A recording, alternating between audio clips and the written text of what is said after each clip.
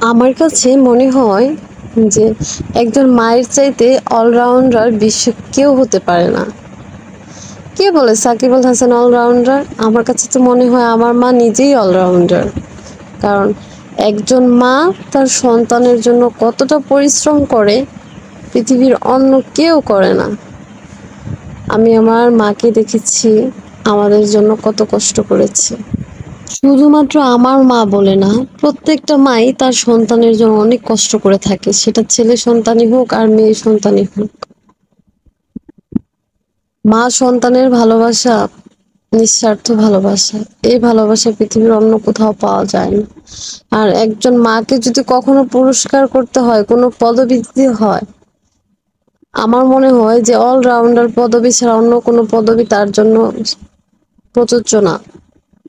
সেই number one allrounder. খুব ভালোবাসি মা তোমাকে, খুব ভালোবাসি।